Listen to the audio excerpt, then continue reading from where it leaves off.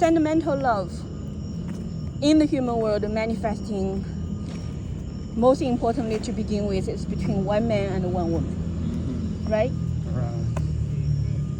After that, love is matured and purified and good, leading to marriage, right? And a marriage leading to the love between husband and wife.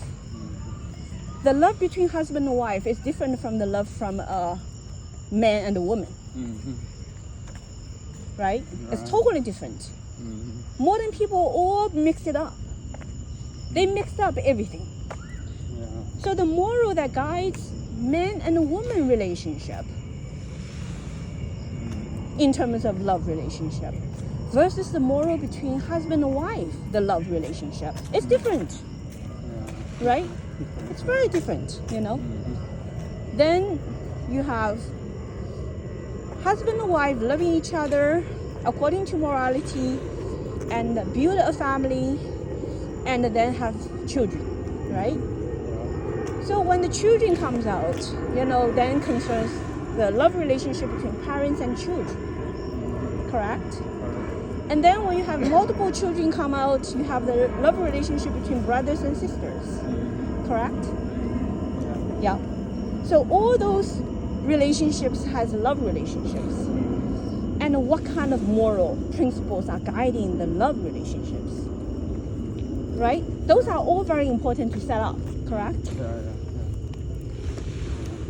Then when the children goes to school, then you have the relationship between teacher and student, right?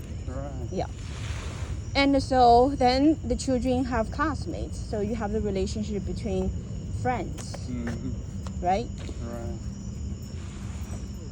And then when the children grows up and they start to take leaderships, then gradually they enter into the rank of, you know, the leader and the officials, right?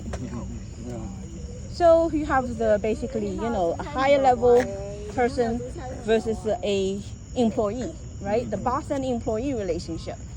And then that basically to the highest degree is called the king and the officials relationship, right?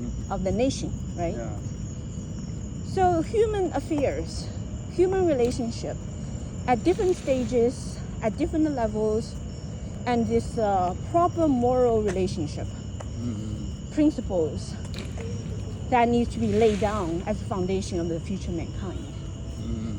Correct? Yeah. So it's no accident that I met you at this time, and you were practicing morality, following Shen De Dao teachings. And you know, how are we going to be able to work together to help the human world to have light and a new order and eliminate their evil thoughts? Is the mission of the Sacred Virtue Institute, right?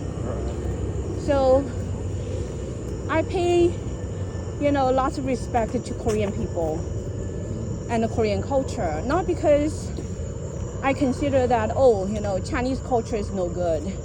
I'm just saying that I believe that number one, in our mind, between you and me, we shall not be limited by all those superficialities of nation and ethnic groups.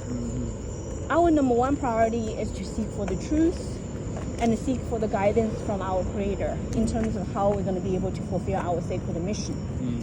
And in my heart, I think, you know, South Korea, the history of South Korea, the modern history of South Korea, contains some very, very important messages from our Creator for the modern people. Especially because the CCP Red Devil destroyed the 5,000 years of traditional Chinese culture. I believe that the South Korea, you know, shouldered the responsibility of maintaining and ultimately delivering and distributing the great jewels from the 5,000 years of traditional Chinese culture. And the Korean people shall not have the mentality of competing with Chinese. Okay.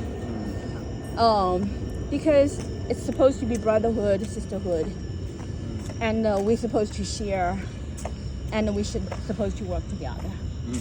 And we're supposed to bring the best out, those heritages that are the gifts of our Creator.